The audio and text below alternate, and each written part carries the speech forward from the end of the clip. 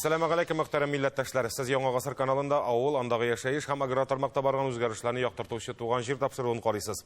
Кабат сезнең белән күрешүгә шиксез шатбыз. Бүгенге чыгарылышта Барлык мәйданнарның 74% урып җыелган, 4 миллион тоннадан артык игмәк амбарларга урнаштырылды. Урак темпларын арттыру ысуллары, Чистай аграда эшләүче махсус ашлык туплаучы бункерлар. Агулы Сосновский болтырганы белән көрәшү чарасы табылды. Чапкычның ничек эшләгәнен читтән генә карап торасы. Дистайлык тәнәфестән соң тагын уңыш белән куандырды. Авыл кешесе урман чикләвеге җыя. Бүгенге тапшыруның төп темалары әнә шулар.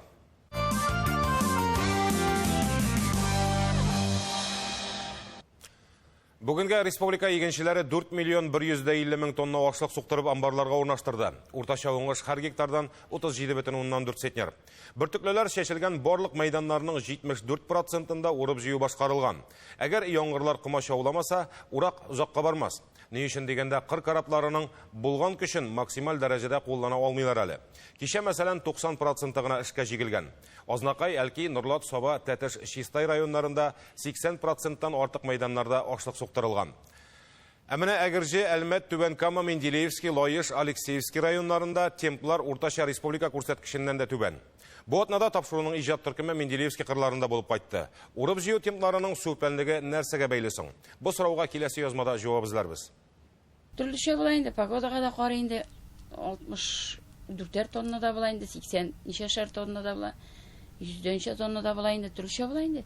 Погодага да карап нитәбез, эшләйбез инде. Алай эшләргә кешеләр бармы соң анда табагында? Элек шауга килеп тора инде. Бар инде, бар. Тырышабыз инде. Колхозны поддерживать итәргә, председательләрне поддерживать итәргә тырышабыз. Пенсионерлар инде без монда бөтенбездә. Кама хуҗалыгының ындыр табагына кайткан ашлыкны 2 төрле агрегат аша үткәрәләр. Бары шуннан соң гына бөртекнең дымлылыгы тиешле күләмгә кала. Бүген чәчүлек урлыкны салып куйганнар инде. Пай җирләр өчен халыкка да өләшәләр. Барлыгы 1300 гектарда бөртеклеләр иккәннәр. Шуның яртысыннан күбрәге җыеп алынган. 2 комбайн белән генә темпларны бик арттырып булмый шул. Узакка сузылган яңгырларның сәбәбе инде бу. Шуның өчен әгәр дә безнең бар кызыйс агрегаты, заф агрегатлары. Бер генә агрегаттан чыгарсак, буларны шут кенә югарырак. Шуңа күрә 2 агрегат аша чыккачтан тигендә өлгермәй топта. Әгәр дә ойрыгына навис астына бушатсак, барып кыза. Шуның өчен бата кылгычы җитәрлек кенә итеп урнаштырып барадыр инде. Әлеге йылдыз сортлы сабан бодайының дымлылыгы 16%, әмма көтеп утыра торган вакыт түгел. Әгәр аны йыгып алсаң, эшләр уңай һәм тизрәк бармас иде микән? Җайлылыкка җайлы, безнең әллә кая барасы юк. Менә рәттән генә 110 гектарлы арыш басуы. Ана балыкларда тора, узакка сузылган яңгырлардан соң зур балыклар җилләми бит, ана кичәне кирип калады подборкага. Бу да җилләгән, нормальный. Амысы юеш. Тагын арпа басуы бар, 178 гектар и 70 гектар будай басуы. Менә шу басулар калды основной. Тагын бер яңа комбайн кирәк икән сезгә. Бер комбайн кирәк, яңа зерно токлар кирәк, комбайн кирәк инде, бер сүзсез. Урак темпларын Менделеевский районының башка хуҗалык һәм фермерларында да кызу дип әйтеп булмый. Бүген кырларда барлыгы 36 комбайн эшли. Алай авырлык та артык күп түгел үзләренә. Якынча 430 гектар бер комбайнга авырлык туры килә, зур күрсәткеч түгел, но әлбәттә безнең комбайннар паркы бик иске, шуның белән әзрәк авырлыклар бар. Ремонт мәсьәләсе бик нык әйбәтләп әзерләсәк тә бар, басуда иске техника бигрәк ватылмыйча тормый. Көнгә без 500 гектар, 500-550 гектар алып бара алабыз. Иркенләп, бүгенге көндә шуннан да ярты, бүгенге көнне исәпкә төшеп инде ярты убырканы бетердек. Бик авырлыклы бара убыркыбыз. Гектарыннан уртача 32 центнер уңыш. Менделеевский районында күптән күрелмәгән уңыш бу. Язын сыйфатлы чәчүлек орлык куллануның да нәтиҗәсе бардыр. Тик менә шул җыелган ашлыкны вакытында урнаштыруы авыррак диләр. Саклау урыннары да аз. Дөрес, быел 3 склад төзелеп килә районда. Үзләрендә элеватор булмавы да нык сиздерә ди игенчеләр. Без инде бу очракта киңәш итәбез андый фермерларга десикация куллану. Менә быел бездә 1-2 фермер кулланды, бик сөйнеп эшлиләр.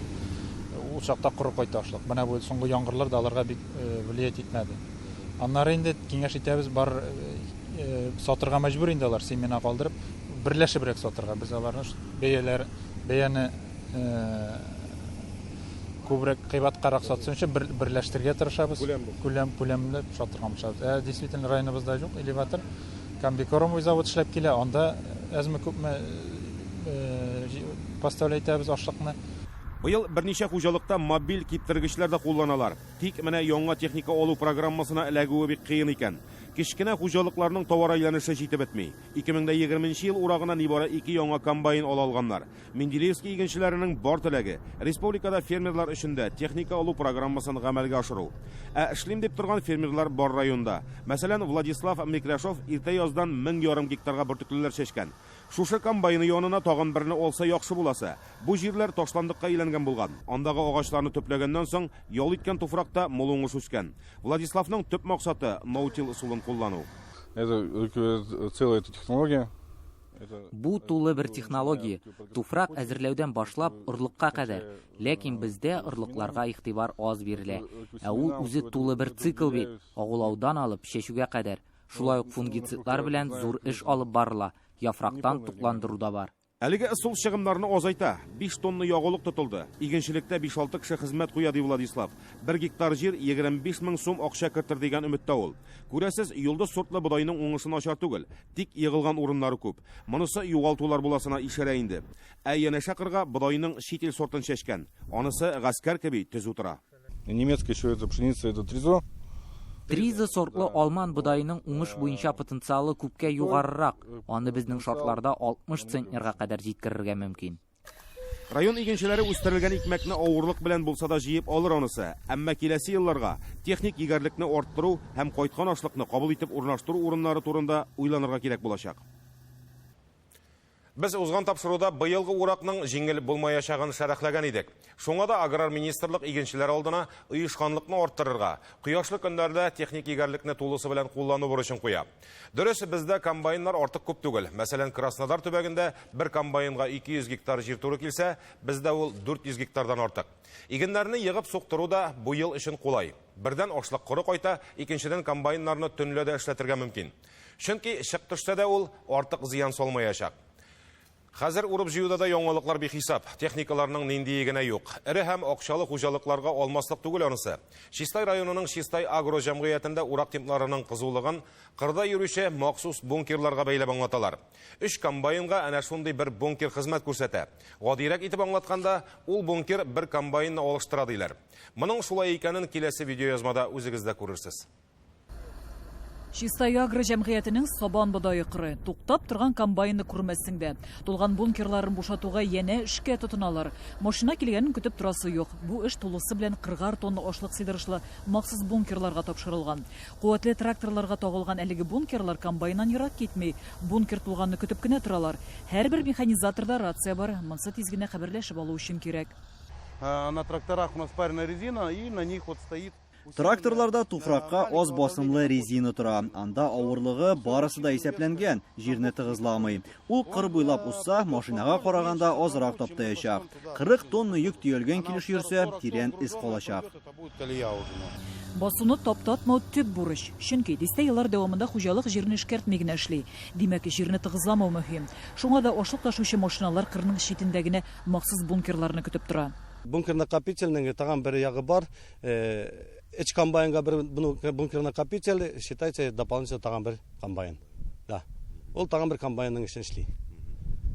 Безнең битендә менә кулган транспортлары, машиналар, безнең КАМАЗлар, фретлар, алар инде юл кырыенда, кырга кирип таптап җиремиләр. Уплотнение җирнең булмый. Безнең наутил системасы булганнан соң ул безгә бик важный инде. Безнең уплотнение булмасаң өчен накопительләр комбайннардан ала, чыгарып юл кырыенда автомашиналарга тиеләр дә, машиналар инде безнең элеваторга кайтаралар. Әйтүләренчә, бер шундый бункер 3 комбайнга хезмәт күрсәтә. Бу кырда барлыгы 8 комбайн бодай суктыра. Әгәр һава торышы санатмаса, көнне 600 гектар артык мәйданда игеннәрне суктырырга була диләр. Вот у нас 8 полесьев работает сейчас. Менә безнең 8 комбайн хәзер эшли, тагын 10 тупланма бункер. Көнгә 600 гектарга кадәр җыя алабыз. Бу ашыкмыйча тыныч кына эшләгәндә. Чыкның ничек төшүенә карап эшне башлыйбыз. Гадәттә сәгать 6дан 7гә кадәр эшлибез, кай чагында 11гә кадәр дә суктырабыз. Хуҗалыкта бодайның Симбирцит, Икадо сортлары егелә. Быел йолдыз сортында чәчкәннәр. Уртача уңыш 37 центнер диделәр. Урак алдыннан кырларга тиз өлгертә торган матдә сиптергәннәр. Бу да үзенчә урып җыюны тизләтә торган фактор. Бүген иген кырларының 80% җыеп алынган. Безнең барлык мәйдан 25 мең гектарда. Шуның 18 мең гектары бертеклек узаклы культуралар. Шул 9 мең гектарга якыны рапс, лен, көнбагыш. Бергесе көндә 9,5 гектар безнең бертеклек узаклы культуралар. Шуның 80% алынган. Менә последний соңгы мәйданнарны алабыз инде бодай культурасын. Уңыш яхшы, тоткарлыклар булмагач, механизаторларның да күңелләре күтәренке.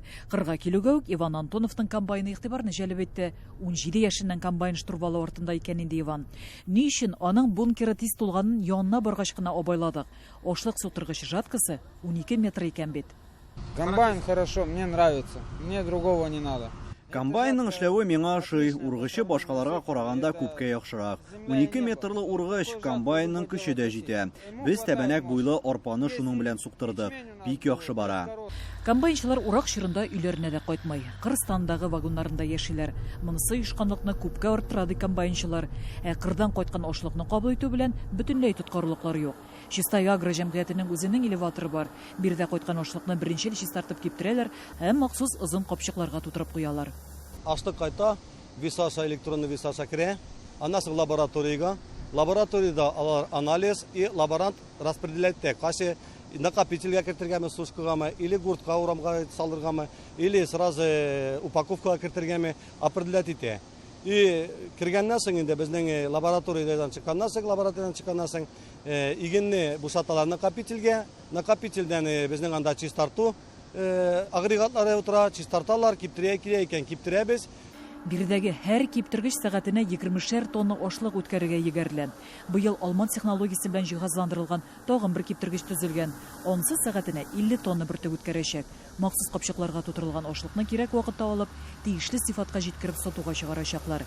Әгәр ире хуҗалыклар шундый техник егәрлеккә ия була икән, билгеле инде уракны кыска вакытта сыйфатлы итеп алырга мөмкинлекләр туа дигән сүз.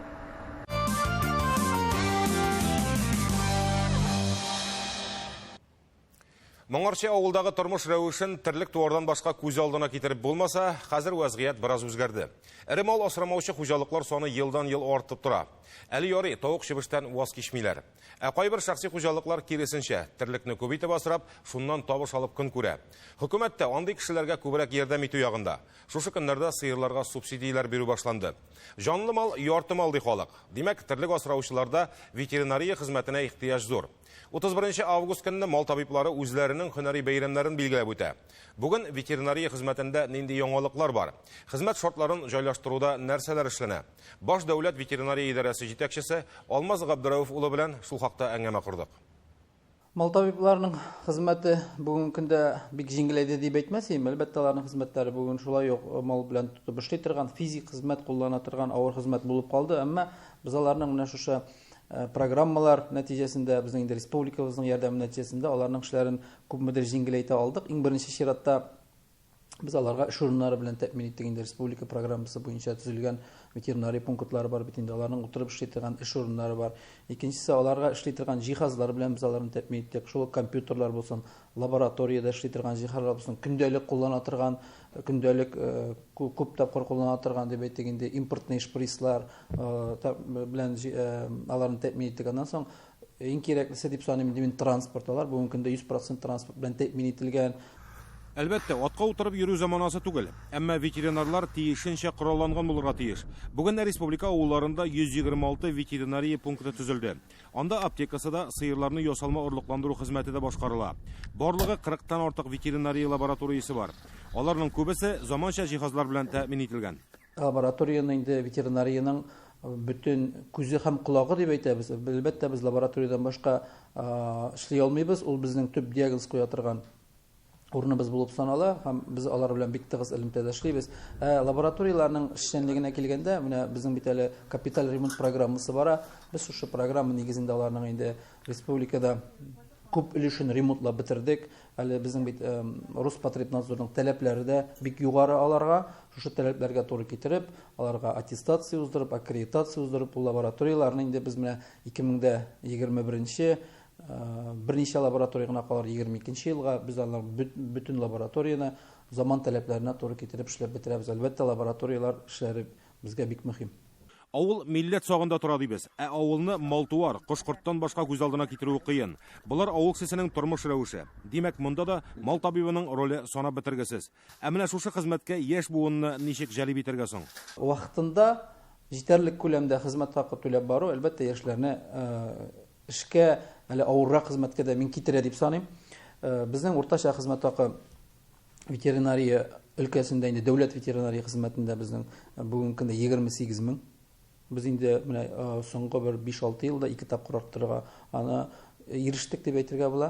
Менә шушы хезмәт беренчедән уртача хезмәт хакы, икенчедән безнең әле яшьләребезгә бик күп программаларыбыз эшли. Иң беренче үзебезнең программабыз. Без институт бетереп килгән яшьләргә 35 яшькә кадәр безгә килсә, без аңа инде 3 ел дәвамында 10 мең сум өстәмә хезмәт хакы түләп торабыз, арттырып. Менә шушы программа нәтиҗәсендә генә без 1-2 ел эчендә 250 яшь кадрны үзебезгә җәлеп итә алдык. Әлегә ветеринария хезмәтендә кадрлар кытлыгы күзәтелми. Андагы белгечләрнең уртача яше дә 43-44 яшь чамасы. Бүген республикага төрле йогышлы чирләрне кертмәү юлында алар армый-талмый хезмәт итә. Күп вакыт авыл кешесенең капкасын шакырга да туры килә торгандар. Шуңа да авыл халкы мал табибларын аңлап, аларга вакытында теләктәшлек күрсәтсә иде. Ул бит санитар булсынмы, фельдшер булсынмы, безнең мал табибы булсынмы, безнең ветераннарыбыз шын күңелдән мин шушы үзебезнең һөнәри бәйрәмебез белән ихлас күңелдән котлыйм. Авыр катлаулы хезмәтләрендә безнең инде коллегаларыбызның хезмәттәшләребезнең зур уңышлар телим. Аларга исәнлек, саулык булсын, үзләренә, гаиләләренә тынычлык, илләребезгә иминлек булсын, хәвеф-хәтерләрсез инде безгә бу елны тәмамларга һәм алга да шулай матур коллектив булып эшләргә язсын.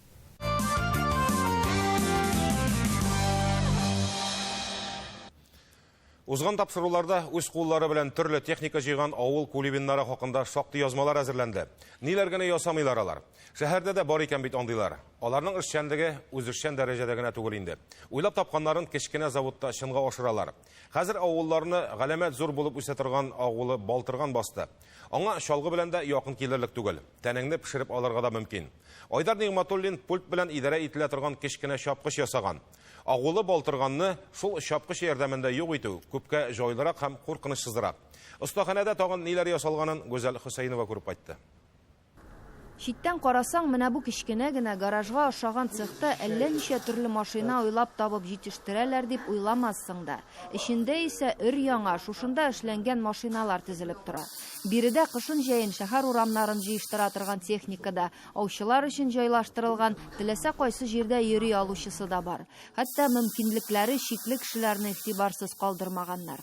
Электронный комплекс управляется пультом. Әлеге электрон комплекс белән пульт ярдәмендә идарә итеп була. Коляскада гына йөри ала торган кеше ишек алдына чыга, пульт ярдәмендә комплексны үзе янына китертә. Күчеп утырырга уңайлы булсын өчен урындыкның биеклеген дә кили ала.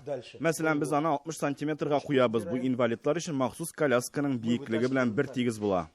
Моның белән шикләнеп калмаска иде, ди Айдар Нигъматуллин. Инвалидларга җайлы булсын өчен тагын берничә хыялны тормышка ашыру уе белән яна егетләр. Возможно сделать такой вариант вездехода с 2 креслами. Мондый техниканы 2 урынлы итеп тә ясап була. Алга инвалидлар өчен урындык куела, аның артына техника белән идарә итүче волонтер утыра. Бер дә урманда булмаган кар көртләре буенча йөреп карамаган кеше барысында үз күзләре белән күрә алачак. Бу тернәкләндерүнең бер төре дә булып тора. Мондый техниканың ни дәрәҗәдә кирәкле булуын мөмкинлекләре чикле кеше үзе генә белә. Ә безнең күз авыл хуҗалыгы машиналарына төште. Менә шуларның берсе. Кичкенә генә метрда 30 сантиметр озынлыкта Тулпар исемле мини-трактор тиресне дә җыеп өя. Икенче җайланмасын куйсаң мал азыгында эттерә. Уйлап табучылар аны бензин һәм электр энергиясе белән дә эшли торган итеп ясаганнар. По опыту можем сказать, что ферму на 400 голов. Үземнең тәҗрибәдән чыгып әйтә алам, 400 башлык ферманы электр белән эшләтеп кенә 1 сәгать эчендә азык иттереп 2 тапкыр урап чыгырга була. Пододвигание кормов, работа шнека. Дөрес, хәзер хәлләрәк хуҗалыклар чит илдән азык иттерә торган роботлар алалар. Тулпар исә чит ил продукциясенә лаеклы алмаштыручы. Әмма бу цехта безне барыннан да бигрәк таң калдырганы роботлаштырылган чылбырлы платформа. Аның биредәге төрө печән чапкыч һәм ваклаткыч белән җиһазландырылган.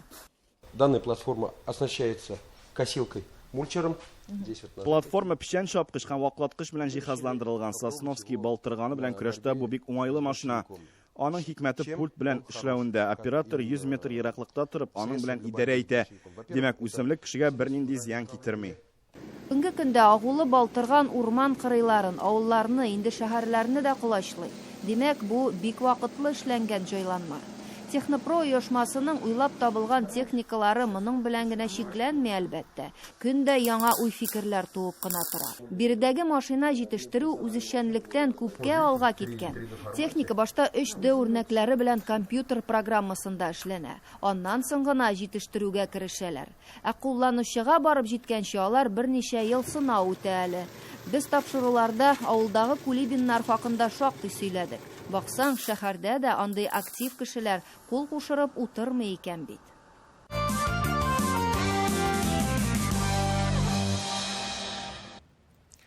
Элегрәк урманнан кеше өзелмәгән. Кем гөмбәгә, кем җилеккә, кем шикләвек җыярга барган. Бөтен урам белән җыелышып бара идек тә, капчык-капчык шикләвек җыеп, кичләр буе шарт-шарт теш белән генә ватып ашый идек дип сөйли әби бабайлар. Хәзер үзебез ялкауландыкмы, әллә кибеттә бөтенесе булгангамы, шикләвеккә йөрүче кеше кимеде. Хәер, соңгы елларда урман шикләвеге әллә ни уңмады да. Ләкин авылларда урманга юлны онытмаган гаиләләр дә бар әле. Мәсәлән, балык бистәсендә гомер итүче Гарәфетдиновлар гаиләсе ел сайын шикләвек запасларын тулыландырып тора. Табигатьнең үзеннән алганның файдасы да күбрәк бит аның. Шикләвек җыю серләре белән Габделхак абый уртаклашты. Быел урман шикләвегә аеруча күп диләр, әллә һава торышы уңай булды, ләкин капчык-капчык шикләвек җыеп кайтучылар шактый. Гарәфетдиновлар гаиләсе дә урман кырыйларын инде берничә тапкыр әйләнеп кайтканнар. Шикләвек җыю инде безнең элек-электән килгән әниләрдән, әтиләрдән калган нәрсә инде безнең бабайлардан. Бала вакыттан шул урманнарга шикләвек җыярга җөргән җирдән инде менә шул бөтенесе килеп чыккан ниләр шулар. 3 километрда бар, 5 километр җырактагы урманнар бар, 10 километр, 15 километр җырактагы урманнар бар, шунда барабыз инде җыярга. Шикләвек җыярга Гарәфетдиновлар бөтен гаиләләре, күрше тирәләре белән бергә баралар. Җәйге ялларга кайткан оныклар да бу идеяны шатланып кабул итә. Зәлинә әби бабасына шикләвек тә җыеша, үй эшләрендә дә ярдәм итә. Мин шикләвек булышам, штатырга тавыкларны ашатам, савыджам. Җәен җыеп куябыз да кыш буе ашыйбыз ди Фирдания Гарәфетдинова. Бер өлеше үзләренә булса, икенче өлешен балалар, туганнарга таратып бетерәләр. Шикләвек җыярга яраткан кешегә ул эш түгел, үзе бер ял кебек. Алып кайтабыз да, капчыгы белән утырабыз да, семьям сез тартабыз. Менә внучкабыз бар, сез тартышырга. Сез тартабыз, аннары кояшка чыгарып куям инде, духовкада киптерәм инде. Шикләвек җыярга иң кулай вакыт августның 2нче яртысы. Ул вакытта ул инде җитешеп өлгергән була, өстәвенә озаграк та саклана икән. Хәзергесе вакытта шикләвек бетеп бара инде. Хәзер агачның иң башларында гына бар, булса була, аларында таяк белән интеп иеп җыябыз инде, бу җитмәгән җирләрдә. Сезон ахырына якынлаша, Габделхак абый тагын 2-3 көн җыйсак, шикләвекләр кыелып та бетәчәк инде ди. Ә җирдән җыган шикләвекнең тәме дә начар, сыйфаты да түбәнрәк булачак. Туган җир тапшыруының бүгенге чыгарылышы тәмам. Аның чираттагысын киләсе җомга 18 сәгатьтә карарга онытмагыз. Сездән сорау тәкъдимнәр көтеп калабыз. Исәнлектә күрешергә язсын.